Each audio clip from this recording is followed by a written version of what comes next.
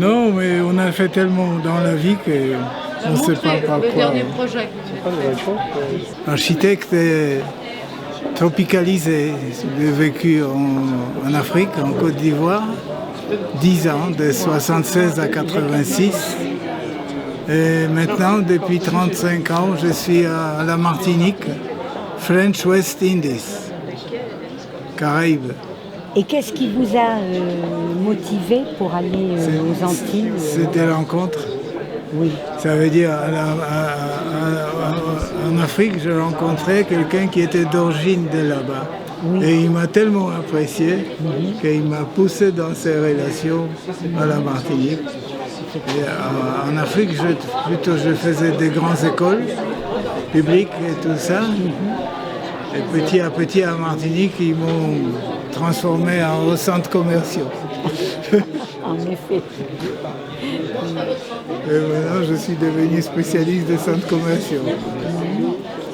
Et ça vous a plus motivé Non, je suis à l'aise avec grands projets. J'aime beaucoup de grands projets où il faut raisonner de manière très complexe. Oui. En structure, en truc. Mais je fais aussi, si je suis dans la Martinique, c'est parce que la personne qui m'a proposé d'aller, elle était éblouie par la villa que j'ai fait en Côte d'Ivoire. Ah oui, en effet. Pour un directeur de la banque, une grande villa, une belle villa. Là, j'ai tout ça ici, mais c'est difficile à trouver. Et les centres commerciaux de Nières, c'est ce que j'ai fait, voilà, c'est ça. Voilà. Et donc, parce que là c'est très différent de construire un centre commercial qu'une villa, même bon, ne serait-ce que si elle est... Non. Mais je préfère faire des grands projets que des villas. Parce qu'avec des villas, on fait d'abord pour Messier, après Madame arrive, il faut tout recommencer. Ah oui, là c'est l'inconvénient. Oui, ça veut dire que le projet très personnel, c'est intéressant, mais on ne gagne pas beaucoup d'argent. Oui, naturellement. Entre construire un building et un centre commercial, c'est certain. Oui, c'est passionnant faire villa, mais quand on est une grosse agence, on a besoin de grands projets. Et vous avez travaillé en Afrique, mais vous n'avez pas travaillé en Europe Si, j'ai travaillé.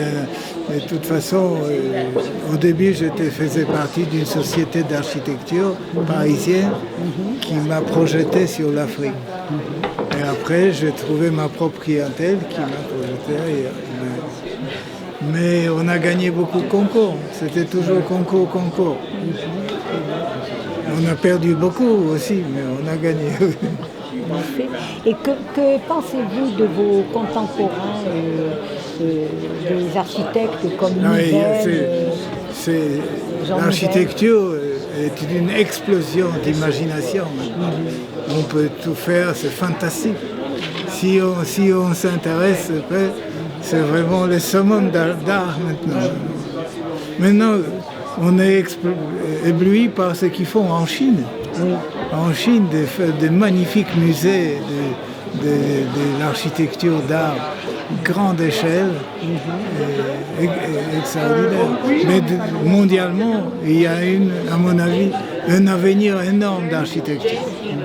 Et le public s'intéresse de plus en plus, parce que avant, quand l'architecture était quelconque, les gens s'est complètement désintéressés. Oui, mais justement, alors il y a un... moi, je l'admire énormément. On l'appelait le pauvre, le Fada, qui a construit la cité à Marseille. Oui. C'est dommage. Oui. Non, je ne connais pas tout, mais il y a des réussites énormes et des projets ratés complètement aussi. Oui, mais enfin, il y en a qui n'ont pas été reconnus, après peut-être, mais qui ont marqué leur temps. Absolument. J'ai beaucoup plus osé. Que pensez-vous de Jean Nouvel ? J'aime beaucoup. Jean Nouvel, tout ce qu'il a fait en Arabie Saoudite, et tout ça, oui, absolument. Et c'est puis magnifique. dans les musées Émirats. à Abu Dhabi qui est en forme de roses de sable. Absolument, il est magnifique, ce musée très contemporain. Et le Louvre des Jean Nouvel, il est où? Dans le nord.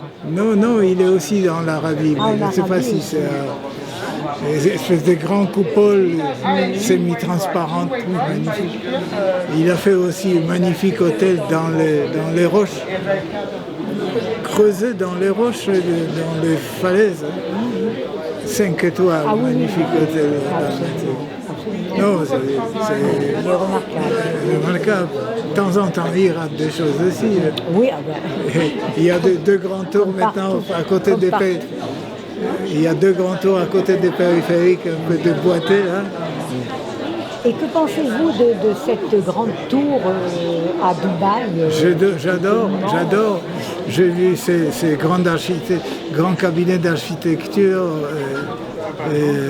qui a tous les associés. Tous les associés sont déjà morts, mais c'est toujours énorme, agence d'architecture.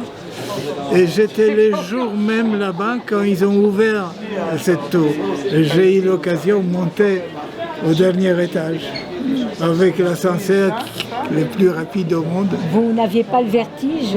Non, quand on voit après, on est dans l'avion carrément. Non, c'est magnifique. Et j'ai vu que l'architecte de ces projets-là, responsable architecte, c'est un cabinet qui embauche peut-être 2000 architectes. Mais ils sont tous très bons. Mais ils ont fait à l'entrée de cette tour le portrait de celui-là qui s'occupait de... L'agence s'appelait SOM, Skidmore, Owings Merrill. C'est une énorme organisation architecte. Tous les 3 associés ils sont morts déjà. Mais la grande photo de l'architecte, c'était une architecte femme, jolie femme, serbe. C'est elle qui a fait. C'est magnifique. C'est l'hôtel de... comment il s'appelle?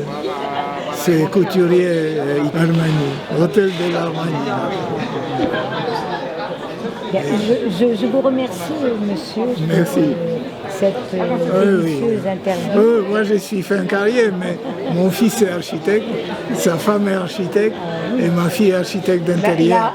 Et ma femme est peintre. La relève est assurée. Que demande le peuple? Oui, maintenant, je suis seigneur. Alors, ça y est. Merci. C'est bon, vous avez pris connaissance? Oui.